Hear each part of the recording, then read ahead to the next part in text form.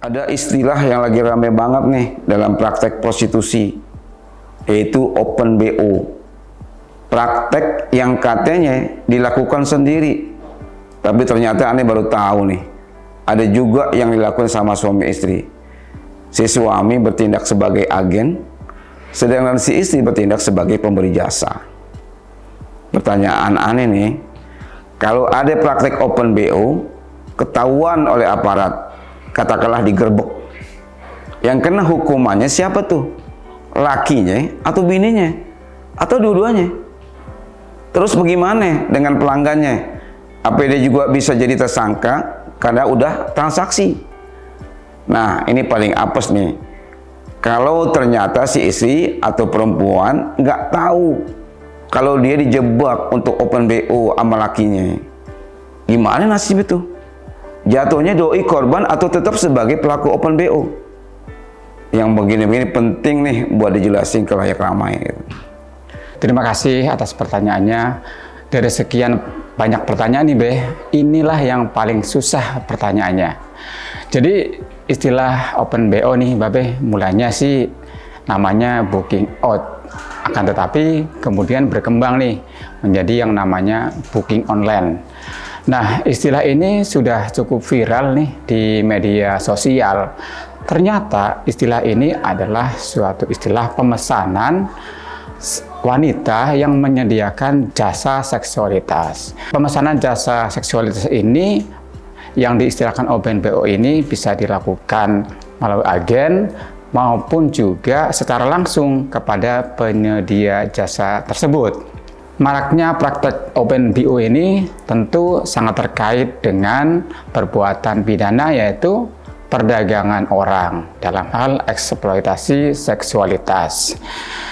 Open BO misalnya dilakukan oleh suami istri yang melakukan persenggolan untuk melakukan bisnis ini, dia tentu melanggar Undang-Undang Nomor 21 Tahun 2007 tentang pemberantasan tindak pidana perdagangan orang di pasal 11, yaitu setiap orang yang merencanakan atau melakukan permufakan jahat untuk melakukan tindak pidana perdagangan orang dipidana dengan pidana yang sama sebagai pelaku sebagai dimana dimaksud dalam pasal 2, 3, 4, 5, dan 6 di Undang-Undang Pemberantasan Tindak Pidana Perdagangan Orang ini. Nah, beberapa ancaman pidananya nih Be. Misalkan kita mungkin nggak semua tadi yang saya sebutkan pasal ancaman pidananya.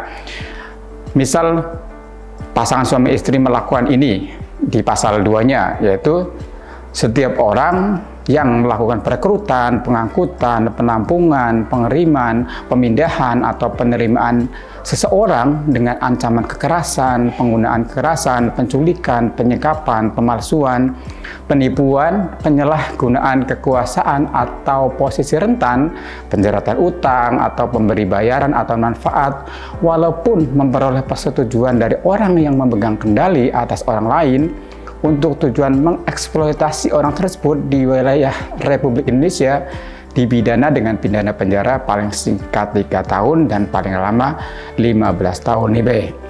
Dan dendanya juga ada, yaitu 120 juta paling sedikit dan paling banyak 600 juta rupiah. Tentunya ini paling sangat banyak ya dendanya seperti itu. Nah, di ayat 2-nya, jika sampai itu tadi yang di ayat 1 tereksploitasi, maka pelaku dapat dipidana sebagaimana di ayat 1 tadi tersebut yang sudah saya sampaikan. Di pasal 3-nya, setiap orang yang memasukkan orang ke wilayah negara Republik Indonesia dengan maksud untuk dieksploitasi di wilayah negara Republik Indonesia atau dieksploitasi di negara lain, dipidana dengan pidana penjara paling singkat 3 tahun dan paling lama 15 tahun dengan pidana denda paling sedikit 120 juta rupiah dan paling banyak 600 juta rupiah. Nah, satu lagi nih Be, contoh ancamannya, yaitu di pasal 4-nya, setiap orang yang membawa warga negara Indonesia keluar wilayah Republik Indonesia dengan maksud untuk dieksploitasi di luar wilayah negara Republik Indonesia dipidana dengan penjara paling singkat 3 tahun dan paling lama 15 tahun dan denda paling sedikit 120 juta rupiah dan paling banyak 600 juta rupiah. Ini cukup banyak ya seperti itu dendanya. Nah, selanjutnya bagaimana untuk pelanggannya gitu. Pelanggannya itu yang memesan gitu, wanita yang memberikan jasa seksualitas ini. Apakah dia itu dipidana? Jadi gini Be, tentu bisa dipidana gitu. Misalnya si laki-lakinya ini sudah menikah gitu ya, sudah menikah bisa terkena pasal 284 ayat 1 KUHP tentang perzinahan gitu kan. Nah, di sini kan pasal ini dijelaskan. 284 ini dijelaskan bahwa seorang pria yang telah kawin yang melakukan mukah atau overspell padahal diketahuinya bahwa pasal 27 BW berlaku baginya. Itu intinya adalah sudah menikah. Yang kedua adalah seorang wanita yang telah kawin yang melakukan mukah atau perzinahan. Nah, ini kan Open BO ini kan pasti ujungnya perzinahan kan. Ini bisa dilaporkan oleh istrinya. Misalnya si suaminya yang melakukan Open BO ini. Nah, apalagi yang kalau perempuannya kan penyedia jasa, itu sudah pasti, sudah pasti seperti itu. Nah, selanjutnya adalah selain ini tadi konsumen ya, konsumen. Selain itu di KUHP juga dapat dijerat dengan Perda. Jadi di Jakarta sudah ada Perda, namanya Perda nomor 8 tahun 2007, itu tentang ketertiban lingkungan di pasal 42 ayat 2. Di situ dijelaskan barang siapa menyuruh, memfasilitasi, membujuk, memaksa orang lain menjadi penjajah seks komersial,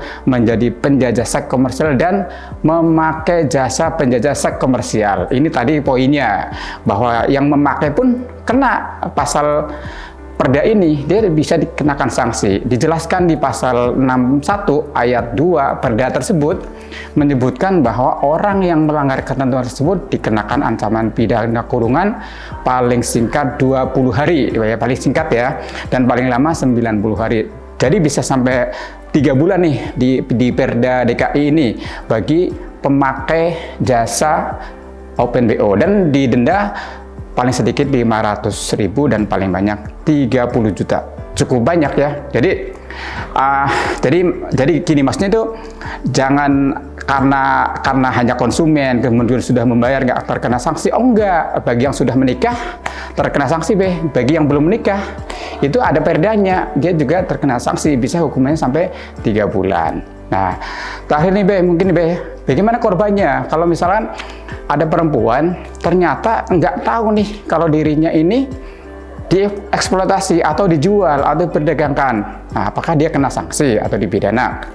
Ya, tentu dia ini korban nih, tentu tidak dipidana, karena korban ini kita jelaskan dulu sesuai dengan Undang-Undang TPPO atau Undang-Undang Pemberantasan Tindak Pidana Perdagangan Orang di pasal 1 ayat 3 di situ jelaskan korban adalah seseorang yang mengalami penderitaan psikis, mental, fisik, seksual, ekonomi, dan atau sosial yang diakibatkan tindak pidana perdagangan orang. Ini korban. Korban tentu tidak dipidana, tapi dia harus mendapatkan perlindungan dari aparat hukum dan harus juga mendapatkan restitusi atau ganti rugi. Nah, biasanya restitusi ini atau ganti rugi ini sebelumnya sudah ada pelaporan. Jadi pelaporan mengenai kasus yang dialaminya kepada Kepolisian RI atau Republik Indonesia, dan kemudian ditangani oleh penyidik dan bersamaan dengan penanganan tindak pidana yang dilakukan. Kemudian nanti dalam prosesnya penuntut umum akan memberitahukan kepada korban tentang haknya apa saja yang akan diberikan kepada pemohon restitusi atau korban ini. Nah, kira-kira apa nih yang akan diberikan restitusi atau ganti rugi? Misalnya si korban ini kehilangan harta milik, kemudian biaya transportasi dasar kan, misalkan dia direkrut dari mana kan, dari kampung, dia udah pakai biaya sendiri gitu kan, nanti akan diganti restitusi ini. Kemudian misalkan ada biaya pengacara gratis ya, karena gratis nih si korban akan didampingi ya pengacara atau biaya lain. Nah, terus penghasilan yang dijanjikan gitu, itu adalah yang akan diganti kepada korban gitu. Jadi korban nggak dipidana, tapi dia harus mendapat perlindungan dan ganti rugi. Oke kira-kira seperti itu penjelasannya, dan kepada masyarakat semua mudah-mudahan dapat bermanfaat dan dapat diketahui untuk pencerahan kita semua. Terima kasih Assalamualaikum warahmatullahi wabarakatuh.